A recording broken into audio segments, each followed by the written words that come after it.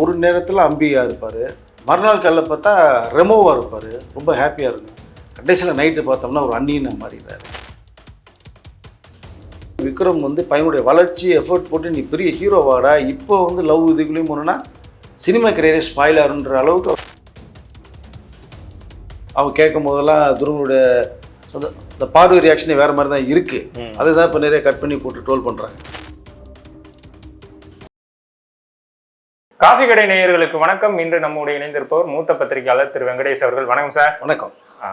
சமீபத்தில் ஒரு வாரமாக பார்த்தீங்கன்னா நடிகை அனுபமா பரமேஸ்வர் வந்து ஒரு இன்டர்வியூவில் பேசின விஷயம் மிகப்பெரிய ஒரு சர்ச்சையாகவும், யார் அந்த நடிகர் அப்படிங்கிற ஒரு கேள்வியும் எழுப்பிக்கிட்டு இருக்கு. நடிகர்கள் இது மாதிரி தொடர்ச்சியாக வந்து எனக்கு இவர்னால பாதிப்பு ஏற்பட்டது அப்படிங்கிற ஒரு விஷயத்த சொல்லுவாங்க. பட் இவங்க அந்த நடிகரோட குடும்பத்தையும் மொத்த பேரையுமே வந்து சொல்றாங்க, இவங்க எல்லாருனாலையுமே நான் பாதிக்கப்பட்டேங்கிறாங்க. என்ன சார் நடந்துச்சு? ஆக்சுவலாக ஒரு வாரத்துக்கு முன்னாடியே ஓடின மேட்ரு முடிஞ்சிருக்குன்னு பார்த்தோம்னா அது இன்ன வரைக்கும் ஓடுது. ஆமாம். ஓகே, ஒன்றும் இல்லை. ஆக்சுவலாக வந்து இந்த பைசன் படத்துக்கு பிறகு வந்து துருவ விக்ரமும் அனுபமா பரமேஸ்வரன் வந்து அவங்க இன்ஸ்டாவில் போட்ட பதிவுகள் நிறையா நீங்கள் பார்த்துருப்பீங்க. அதை அன்றைக்கி அவங்க சொல்லலை, ஃப்ரெண்ட்ஷிப் கூட சொல்லலை, ஜஸ்ட்டு கூட நடிச்ச அவ்வளோதான். பட் அந்த இமேஜ் பார்க்கும்போது தான் ரெண்டு பேரும் ஒரே லொக்கேஷனில் எடுத்து போகிறது மாதிரி இருந்தது தான். நம்ம ஆட்களுக்கு சொல்ல வேணா, நீங்கள் ஒரே இடத்துல இருந்து போடுறீங்க நீங்கள் அப்படிங்கிற மாதிரி பேச ஆரம்பித்து அவங்க கருத்துக்களை பதிவு பண்ணாங்க. இப்படி தான் நம்ம விஜய் தேவரகொண்டா ஒரு ஆஷ்மிகமாக வேற சொன்னாங்க. எங்களுக்கு அதெல்லாம் ஒன்றுமே கிடையாது, கூட நடிச்ச நடிகை. அப்புறம் பார்த்தா நீ மேரேஜ் ஆகிட்டு சூப்பராக லைஃப்பை என்ஜாய் பண்ணிட்டுருக்காங்க. பட் அது மாதிரி தான் அனுபமா பரமேஸ்வரன் இருந்தது. பட் ஒரு டைத்துக்கு மேலே அந்த 2 வருஷம் அந்த லைஃப் வந்து நான் ரொம்ப டாக்ஸிக்கான ஒரு லைஃப் லவ்வில் இருந்தேன் நான். அதை பட்டு அவங்க வந்து இன்ன வரைக்குமே துருவ விக்ரம்ங்கிறத சொல்லலை. அவங்க தெலுங்கு இண்டஸ்ட்ரிக்கு இன்டர்வியூ கொடுத்துட்டாங்க, மலையாளம் கொடுத்துட்டாங்க, தமிழில் நிறைய விஷயங்கள் பேசப்பட்டிருக்கு. பட் ஆனால் அவர் சொல்கிறது வந்து ஒரு நேரத்தில் அம்பியாக இருப்பார், மறுநாள் காலைல பார்த்தா ரெமோவாக இருப்பார், ரொம்ப ஹாப்பியாக இருக்கும். கடைசியில் நைட்டு பார்த்தோம்னா ஒரு அந்நியனை மாறிடுறாரு. எனக்கு இது சொல்லும்போது என்னென்னா, இந்த வடிவேல் காமெடி ஒன்று வரும். இந்த ஆட்டோ டிரைவரை போகும்போது அவங்க அம்மாட்ட ஆசீர்வாதம் வாங்கிட்டு போயிட்டு வருமானு காலையில் பட்டையெல்லாம் விபூதி பட்டையெல்லாம் போட்டு போவான். நைட் ஆனால் இந்த பட்டையை போட்டு வந்து ஒரே அட்டி அலப்புற பண்ணுவான். என்னடா காலைல தானே மௌனி அப்படிலாம் பண்ணையோ, அது நல்ல வை, அப்போ இது நார வை அப்படிமா. ஸோ அந்த காமெடி தான் எனக்கு ஞாபகம் வருது. ஏன்னா துருவ விக்ரம் வந்து பார்க்குறதுக்கு நமக்கு வந்து அவ்வளோ சாக்லேட் பாயாக இருப்பார், ரொம்ப ஹேண்ட்ஸமாக அழகாக. அப்படி இருக்கும்போது பார்த்தா இவங்க சொல்கிறது இதுக்கு என்னடா இது இப்படி ஒரு கேரக்டரா அப்படிங்கும்போது பார்த்தோம்னா, அவர் ஃபஸ்ட்டு படம் பண்ண வந்து ஆதித்யன் ஒரு படம் பண்ணார். அந்த கேரக்டரே பார்த்தோன்னா ஒரு சைக்கோ டைப் ஒரு கேரக்டர் தான்.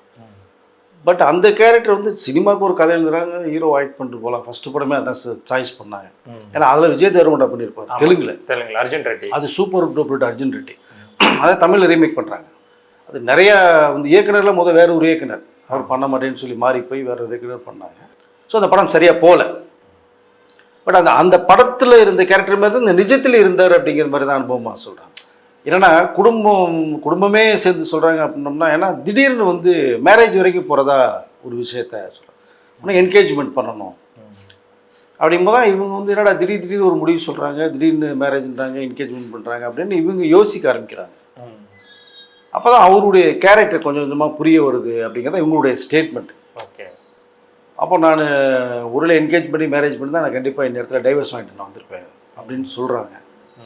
அது எப்படிங்கிறது உண்மையிலே புரியல. ஏன்னா அந்த 2 வருஷம் வாழ்ந்த வாழ்க்கையில் ஒரு இது தெரிஞ்சிருக்கும். அப்போ இவ்வளோ தூரம் ஒரு மேனிப்புலேட் பண்ணிகிட்டே இருந்தாங்க. என்னால் திடீர்னு ஒரு சமயத்தில் இப்படி இருப்பார், ஒரு சமயத்தில் அப்படி இருப்பார், என்னால் வெளியில் கூட சொல்ல முடியல. ஓகே. அது எனக்கு மனசுக்குள்ளேயே நான் ரொம்ப அழுது பார்த்தா கண்ணில் வந்து அந்த நீ அழுதிங்கன்னா கண்ணீர் வெளியில் வந்துடணும், வராமல் நீ பிளாக் பண்ணிங்கன்னா அது அந்த நீர் சுரப்பி இறங்கி அது ஒரு ப்ராப்ளம் ஆச்சு எனக்கு. கைக்கு ஆப்ரேஷன் வரைக்கும் போயிடுச்சு எனக்கு அப்படிங்கிற அந்த ஒரு இதை சொல்கிறேன். ஒரு பக்கம் அவங்க சொல்கிறத பார்த்தோம்னா நமக்கு வந்து கொஞ்சம் ஃபீலாக தான் இருக்குது. ஆனால் இன்னொரு பக்கம் பார்த்தோம்னா அவருடைய பாயிண்ட் ஆஃப் வியூவில் வந்து நீங்கள் பேரும் சொல்ல யாரும் சொல்லும் போது துருவ விக்ரம் தான் சொல்கிறாங்க. நமக்கு புரிஞ்சிருச்சு அவங்க விக்ரமனுடைய அந்த கேரக்டர் சொல்லும் போதே. அப்போ அவரை பொறுத்தவரை என்னென்னா ரொம்ப பொசிட்டிவாக இருந்திருப்பாருன்னு நினைக்கிறேன் நான். அனுபவம் மேலே ரொம்ப அஃபெக்ஷன் வச்சுருப்பாருன்னு நினைக்கிறேன். அதனால் நம்ம ரொம்ப அஃபெக்ஷன் வச்சு கேரக்டர் யார்கிட்டையாவது பேசணும்னா பிடிக்காது. எதுக்கு நீ பேசுகிற, எதுக்கு அப்படிங்கிற மாதிரிலாம் தோணும் அவங்களுக்கு. அப்படி ஒருவேளை அவர் சொல்லி அது இவங்களுக்கு வந்து உடன்பாடு இல்லையா என்னங்கிறத புரிஞ்சுக்க முடியல. ஏன்னா இப்போ ஒரு சைடு தான் பேசிகிட்டு இருக்காங்க அனுபவமா. இந்த துருவ விக்ரம் சேர்ந்து இன்னும் இந்த பதில் வரல. ஆனால் நம்ம இந்தியா டுடே ஒரு ஃபங்க்ஷனில் கலந்துக்கிட்டு நம்ம தமிழக முதலமைச்சர் வந்து சீஃப் கெஸ்ட்டாக வந்து ஆரம்பித்ததை பார்த்துருப்போம். அங்கே திடீர்னு துருவ விக்ரம் உள்ள என்ட்ரி ஆகிறார். என்ட்ரி ஆகி நம்ம சிஎம் கிட்ட பார்த்தோன்னா விக்ரம் பையன்லாம் ஆச்சு. விக்ரம் அவர் ரொம்ப க்ளோஸ் தானே, ஃப்ரெண்டு தானே. ஆமாம். ஸோ இப்போ இந்த பேசின விஷயங்கள், ஃபோட்டோஸ் எடுத்து, இமேஜ் எடுத்துலாம் வெளில வந்துருச்சு தான். பட் இவர் பக்கம் அனுபவம் மூலமாக அவருடைய அந்த இமேஜ் டோட்டலாக டேமேஜ் ஆகிட்டே போகுது. ஓகே. பட் அவரும் அதுக்கப்புறம் வந்து பேசின ஒரு விஷயத்தை பார்க்கும்போது, சினிமாவில் ஒரு ஹீரோவோ ஹீரோயினாக வரும்போது இந்த மாதிரி சில செய்திகள்லாம் நம்ம வந்து ரொம்ப அழுத்தத்தை தரும், நமக்கு அதை நெருக்கத்தை தரும்போது நம்ம அதை ரொம்ப யோசிச்சு அதையும் நம்ம தாண்டி கடந்து தான் போகணும் அப்படிங்கிற விஷயத்த சொல்லிவிட்டு, ஆனால் அனுபவமாக பேசின இதில் வந்து அதனுடைய பாதிப்புகள் எனக்கு நிறையா இருக்குன்றதையும் உடச்சிட்டேன். ஓகே. ஏன்னா நிச்சயமாக அடுத்த படம் வர்றதை யோசிப்பாங்க. ரெண்டாவது கூட நடிக்கிற ஹீரோயின் ரொம்ப ரொம்ப யோசிப்பாங்க. நான் அனுபவமாக கூடவே 2 வருஷம் லைஃப்பில் இருந்துட்டு இப்படிங்கிற விஷயத்த நேற்று வந்து துருவ் விக்ரம் நேற்று வாயை திறந்து அவரும் அனுபவமாக அப்படி சொன்னதை வச்சுட்டு நான் சொல்லலைங்கிறது அவர் சொல்ல சொல்ல யாருமே பேரை சொல்லலை. பேரை சொல்லாமல் 2 பேர் இப்போ சோசியல் மீடியாவில் மோதிக்கிட்டு இருக்காங்க, இன்ஸ்டாவில் போட்டு மோதிக்கிட்டு இருக்காங்க. இது அவங்க இன்டர்வியூ நிறைய கொடுக்குறாங்க. இப்போது அப்படி பார்க்கும்போது வந்து இது எந்த லெவலுக்கு போய் இறுதியாக முடியுங்கிறது தெரியல.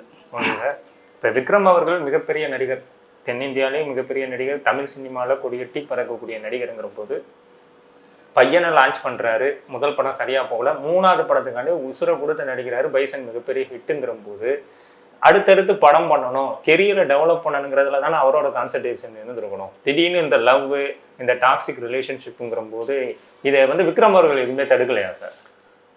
நீங்கள் சொன்னது மாதிரி ஃபஸ்ட்டு படம், செகண்ட் படம் ஃப்ளாப்பு, 3வது படத்தில் தான் ஒரு இட்லேஷன்னா விக்ரம் அதை கடந்து தான் வந்தார்.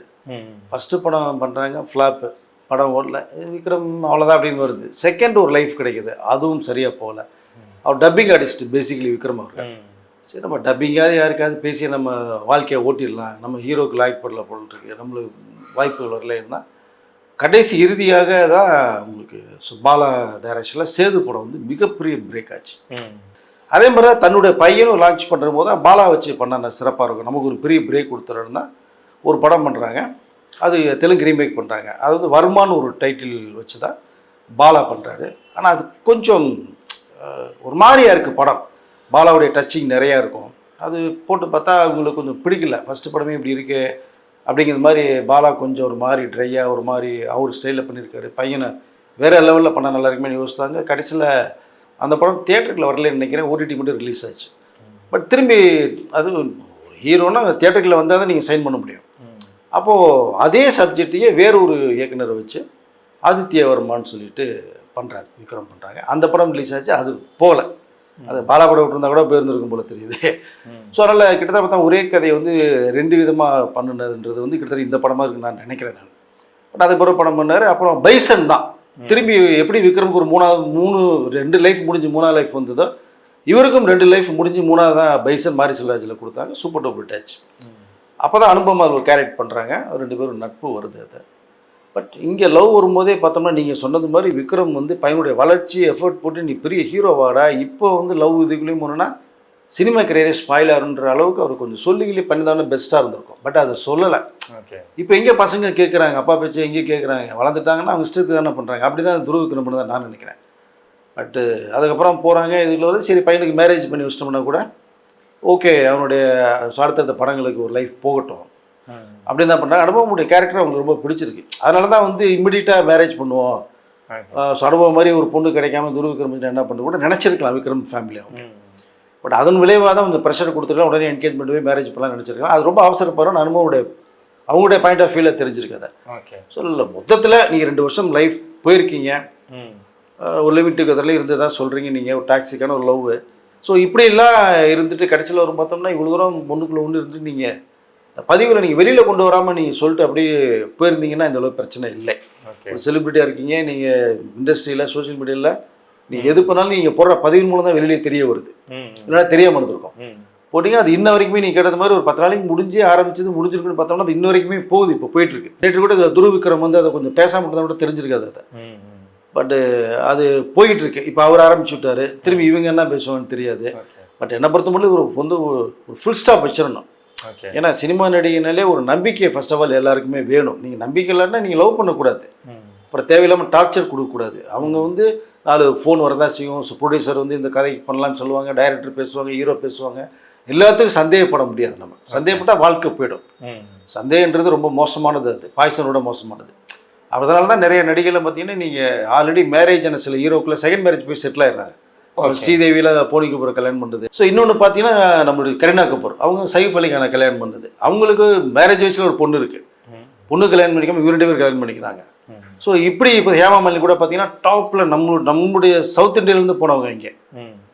ஸோ இந்தி திருவிழா கலக்கினாங்க. ட்ரீம் கேர்ள்னே பேர் எடுத்தாங்க. கனவு கண்ணி ஹேமா மாலினி. அவங்க தர்மேந்திர ஆல்ரெடி மேரேஜே 2 பசங்க இருக்கிற இடத்துல அவங்கள கல்யாணம் பண்ணாங்க. ஏன்னா அவங்களுக்கு என்ன ஒரு பயம்னா நடிகைன்னா ஒரு பேட் இமேஜ் இருக்குது. அதை வந்து ஏதாவது கேள்வி கேட்டு டார்ச்சர் பண்ணக்கூடாதுன்றதுனால தான் செகண்ட் மேரேஜுக்குள்ள போய் அவங்க லைஃப்பை ஸ்டடி பண்ணி நல்லா ஹாப்பியாக இருக்காங்க. பட் ஆனால் என்னை பொறுத்த மட்டும் அவங்களோட பொண்ணுங்கிறத நினைக்கணும் எல்லா பேருமே. ஸோ அதனால் நடிகைனாலே வந்து அவங்களும் பெண்கள் நம்மளும் யாரையோ பொண்ணை பார்த்து கல்யாணம் பண்ணுற போகிறோம். நமக்கு பிடிச்சவங்க பிடிச்சிருக்குன்னா நீங்கள் லவ் பண்ண போகிறீங்க. அதுக்கப்புறம் தேவையில்லாமல் டென்ஷன் டார்ச்சர் பண்ணுறது வந்து என்னை பொறுத்த மிகப்பெரிய ஒரு தவறு. மொத்தத்தில் எல்லாருமே ஒரு நம்பிக்கை இருக்கணும். நம்பிக்கை இல்லாமல் போச்சு அப்படின்னா வாழ்க்கை வந்து நரகம் தான். ஒரு வாழ்க்கையை சொர்க்கமாக்குறது உங்கள் கையில் இருக்கிறதுக்கு நரகமாக்குறது உங்கள் கையில் தான் இருக்குது. பட் இப்போ 2 பேர் முட்டிக்கிட்டு மோதிக்கிட்டு இப்போ சின்ன விஷயங்கள் வந்துட்டாங்க. சரி பிரிஞ்சு வந்துட்டீங்க, இனிமேல் நீங்கள் ஒன்றும் சேர போகிறது இல்லைங்கிறது தெரிய வருது. இப்போ இனிமேல் ஒருத்தர் பேசாமல் இல்லாமல் சோசியல் மீடியாவில் லீக் அவுட் பண்ணாமல் முடிஞ்சது கதம்னு சொல்லிட்டு. ஏன்னா அவங்ககிட்ட எங்கள் பேரண்ட்ஸ்கிட்ட ரொம்ப அசிங்கமாச்சு, தம்பிகிட்ட பேச விடல, தம்பியை தொட்டு பேச விடல அப்படின்லாம் ரொம்ப ஃபீல் பண்ணி சொன்னாங்க. ஓகே, பட் நீங்கள் ஒரு விஷயத்த பேரண்ட்ஸ் தெரியாமல் தான் நீங்கள் லவ் பண்ணுறீங்க. லவ் பண்ணுறது முன்னாடி கேட்கணும்ல, நீங்கள் கேட்க மாட்டேங்கிறீங்க. டக்குன்னு பார்த்தோன்னா அழகாக இருக்கான் செய்கிறான்னு சொல்லி லவ் பண்ண ஆரம்பிச்சிருக்கீங்க. அங்கே போனதுக்கப்புறம் தான் ப்ராப்ளம் தெரிய வருது. இப்போ போய் இப்போ எங்கள் ஃபேமிலிக்கு அசிங்கமாச்சு, சொந்தக்காரர்கள் அசிங்கமாச்சுன்னு சொல்லி அர்த்தமே கிடையாது. ஓகே. ஸோ நீங்கள் தேடிக்கிட்டு போன ஒரு வாழ்க்கை அங்கே சரியாக இல்லைங்கும் போது நீங்கள் வந்து கஷ்டப்பட்டு தான் ஆகணும். வேறு வழி கிடையாது. போகிறதுக்கு முன்னாடி பேரண்ட்ஸ்கிட்ட கேட்கணும். அது கேட்க மாட்டேங்கிறாங்க. அதனால் யார் லவ் பண்ணாலுமே ஒரு நம்பிக்கை வைங்க. ஒரு பொண்ணு ஒரு ஆண் மேலே நம்பிக்கை தான் வைக்கணும். ஏன்னா அவர் ஹீரோனா அவங்களுக்கும் இப்போ உங்களுக்கு எப்படி ஃபோன் வரும், திடீர்னு பேசணும், கமிட் பண்ணணும், திடீர்னு 10 மணிக்கு மீட் பண்ணணும்னா மீட் பண்ணி ஆகணும். இல்லை பட வாய்ப்புகள் போய் வேறு யாராவது தட்டி போயிடும் அந்த வாய்ப்புகளை. அவருக்கு அதே மாதிரி தான் சூழ்நிலை. ஒருத்தர் புரிஞ்சுக்கிட்டு ஒரு நம்பிக்கை வச்சு பார்த்தாங்கன்னா சிறப்பாக இருக்கும் வாழ்க்கை. இங்கே அந்த புரிதல் இல்லாமல் போச்சு. அதனால தான் அவங்க அம்பி ரெமோ அண்ணின்னு சொல்லிட்டு வெளில வந்துட்டாங்க. அவரும் நேற்று ஒரு விஷயத்த சொல்லி முடிச்சிட்டார். முற்றுப்புள்ளி துருவச்சு தான் வச்சு தான் நான் நினைக்கிறேன். ஏன்னா சினிமாவில் ஒரு ஹீரோ வரும்போது அந்த சர்ச்சைகள் வரதான் கடந்து போகணும் அப்படின்றத முடிச்சிட்டார். இப்போ நீங்கள் அதை முடிச்சுட்டு நீங்கள் உங்கள் ரூட்டை பார்த்துட்டு ஹாப்பியாக வாழ்க்கையை பாருங்கள், படங்கள் நிறைய பண்ணுங்கள். ட்ராகனுடைய மிகப்பெரிய சக்ஸஸ் கூட வர முடியலன்னு ஃபீல் பண்ணாங்க. எந்த படம் கமிட் பண்ண விடல அவர், நான் சும்மா தான் இருந்தீங்க மாதிரி சொல்கிறாங்க. இனிமேல் உங்கள் லைஃப் நீங்கள் பாருங்கள். ஒரு விஷயத்தை போட்டு உடச்சிட்டு போயிட்டீங்கல்ல, வரிசையாக படங்கள் கமிட் பண்ணுங்கள். உங்களுடைய குடும்பத்துக்கு ரொம்ப ஹாப்பியாக உங்களுக்கு ஒரு லைஃப் இருக்குது, கண்டிப்பாக இருக்கும். அவரும் படங்கள் பார்த்துட்டு இப்போ மைத்ரி மேக்கர்ஸில் ஒரு படம் பண்ணுறாரு அவர். So குட்பேடைகளுடைய producer. அதை ஆரம்பிக்க போகிறார். ஸோ ஆரம்பித்து அவங்க பாட்டு லைஃப் எடுத்துகிட்டு போகட்டும். ஓகே. ஸோ அதனால் யாருடைய பாதையில் போகாமலே சிறப்பாக இருக்கும். எனக்கு இன்னொரு கேள்வி என்னன்னா சார், அவங்களும் துருவ் விக்ரம் பேரை சொல்ல மாட்டேங்கிறாங்க. ஆனாலும் எனக்கு இவ்வளோ டாக்ஸிக்கான ஒரு ரிலேஷன்ஷிப்பில் இருந்தேன்னு சொல்கிறாங்க. இப்போ ரசிகர்கள்லாம் என்ன பண்ணுறாங்கன்னா இவங்களோட பழைய ஈவெண்ட்ஸ் வீடியோஸ்ல எல்லாம் நோட் பண்ணி கிளிப்பிங்ஸ் எல்லாம் எடுக்கிறாங்க. அதில் ஒரு கிளிப்பிங்ஸில் வந்து கோபமாக வந்து ரியாக்ட் பண்ணுறாரு துருவ் விக்ரம். வந்து அந்த வீடியோ பயங்கரமாக வைரல் ஆகுற போது இவர் தான் நான் லவ் பண்ணேன், இவர்னால தான் எனக்கு இந்த பிரச்சனை வந்துருச்சுன்னு ஏன் அவங்க சொல்ல மாட்டேங்க? சொல்லணுங்க, அதுதான் சொல்ல வரேன். நான் பைசனுக்கு அப்புறம் நீங்கள் நிறைய இன்டர்வியூ கொடுத்து தான் நீங்கள் சொல்ல வர்றீங்க. அவங்க கேட்கும் போதெல்லாம் துருவனுடைய சொந்த இந்த பார்வை ரியாக்ஷனே வேறு மாதிரி தான் இருக்குது. அதுதான் இப்போ நிறைய கட் பண்ணி போட்டு ட்ரோல் பண்ணுறாங்க. பட் நீங்கள் பேர் சொல்லிடுங்க. நீங்கள் அம்பீரமா அண்ணின்னு சொல்லும் போதே முடிஞ்சில்ல கதை. ஓகே இல்லையா? கிளைமாக்ஸ் உடச்சி விட்டீங்க. அப்புறம் இனிமேல் படம் தொடரும்னு சொன்னீங்கன்னா எப்படி அர்த்தம்? அது பேர் சொல்லிடுங்க. பேர் சொல்லிட்டு இது மாதிரி நான் ஒரு முற்றுப்புள்ளி வைக்கிறேன் அப்படிங்க சொல்லி முடிச்சிட்டிங்கன்னா அவரும் அதுக்கு விளக்கத்தை கொடுப்பார். கண்டிப்பாக கொடுக்காம இருக்க முடியாது. இல்லை அவங்க சொல்கிறது உண்மையா பொய்யா, அவங்களால ப்ராப்ளமா, அவரு ஒரு நோட்டீஸ் கொடுப்பாரு எல்லாருக்குமே. அதனால நீங்கள் ஒரு விஷயத்தை பதிவுகள் போடும்போது சம்மந்தம் மொட்டையாக போட்டிங்க அப்படின்னா அந்த மொட்டை பயப்படுறாங்களோ சார்? பெரிய ஹீரோவோட பையன், பெரிய இண்டஸ்ட்ரியில் பெரிய ஹீரோ, நம்ம இனிமேல் சஸ்டெயின் பண்ண முடியாமல் எதுவும் பண்ணிடுவாங்களோ அந்த பயம் அவங்களுக்கு எதுவும் இருக்குது? அந்த பயம் எதுக்கு வரணுங்கிறேன் நான். ஒருத்தர் மேலே நீ குற்றம் சுமத்துற இன்னும் நீ ஓப்பன் பண்ணி சொல்லிட்டு நீ பாட்டு விலையை போயிடணும். நீ சொன்னதுக்கு அப்புறமேல் வந்து இவங்கன்றது எல்லாருக்குமே தெரிய வரும்போது எது நடந்தாலுமே 2 பேருக்கு என்கொயரியில் போகாது. ஓகே, அதுக்கு பயப்பட வேண்டிய அவசியம் இல்லை. ஆனால் நீ சொல்லாமல் விலையை போயிருந்தா கூட சிறப்பாக தான் இருந்திருக்கும். பிடிக்கலன்னு சொல்லிட்டு போங்க. நீங்கள் பிடிச்சுன்னு சொல்லும்போது யார்கிட்டயா சொன்னீங்களா? இதே மீடியாவில் நான் துருவ் விக்ரம் எனக்கு நல்ல ஃப்ரெண்டு, நான் லவ் பண்ணுறோம், நான் வாழ்க்கை பண்ணுறேன்னு சொன்னீங்களா? சொல்ல கிடையாது. அவர் பிடிக்கலைங்கும் போது வந்து டப்பு நீங்கள் ஒரு விஷயத்தை பேசும்போது அவருக்கு அசிங்கமாக இருக்கும் இல்லையா? ஸோ அதனால் அவருக்கு துருவ் விக்ரமும் ஒரு லைஃப் இருக்கும். பட் அதையும் நம்ம பார்க்கணும். நம்ம அதை ஒன் சைடாக பார்க்க முடியாது. சொல்லிட்டீங்க, பேசிட்டீங்க, முடிஞ்சு போச்சு. இனிமேல் எதையும் பேசாமல் நீங்கள் இருந்தால் 2 பேரும் இருந்தால் பெஸ்ட்டுன்னு நினைக்கிறேன் நான். நடிகைகள் ஒரு தப்பு பண்றாங்கங்கிற மாதிரி நிறைய இடங்கள்ல பேசப்பட்டுக்கிட்டு இருக்கு. அவங்க ஒரு ரிலேஷன்ஷிப்லயும் ஒருத்தவங்க கூட கமிட்மெண்டோட இருக்கும் பொழுதெல்லாம் அவங்க நல்லா இருந்துடுறாங்க. பிரச்சனைன்னு வரும்பொழுதுதான் அந்த மீடியாவை தேடி வராங்கிற ஒரு விஷயம் பார்க்கப்படுது. அனுபவம் மட்டும் இல்லை, இதுக்கு முன்னாடி நிறைய நடிகைகள் இது மாதிரி எனக்கு இந்த நடிகர்னால பிரச்சனை வந்துச்சு, அந்த நடிகர்னால பிரச்சனை வந்துச்சுலாம் சொல்றாங்கல்ல. அவங்க என்ன மாதிரியான ஒரு மனநிலையில சார் ஒரு முடிவு எடுக்கணும்னு நினைக்கிறீங்க? இல்லைங்க, அதுதான் ஒரு ஒரு சிக்கலான ஒரு லைஃப் தான். நீங்கள் வந்து அதுக்கு முன்னாடி பார்த்தீங்கன்னா உங்களுக்கு பிடிக்குது அப்படின்னா ஒன்று உங்களுக்கு நம்பிக்கையானவங்க இருப்பாங்க இல்லையா சில பேர், அவங்ககிட்ட நீங்கள் சொல்லலாம். சாதாரணமாக ஒருத்தர் லவ் பண்ணுறதே பார்த்தீங்கன்னா ஃப்ரெண்ட்ஸ்கிட்ட சொல்லுவாங்க, பேரண்ட்ஸ்கிட்ட சொல்ல மாட்டாங்க. ஃப்ரெண்ட்ஸ்கிட்ட சொல்லி கேட்டு அப்புறம் பேரண்ட்ஸ்காருக்கு போயிடும். ஸோ முடிவுக்கு வர்றாங்க. அது மாதிரி நீங்கள் வந்து ஒரு விஷயத்தை நீங்கள் உங்களுக்கு நம்பிக்கையானவர்கிட்ட சொல்லணும்.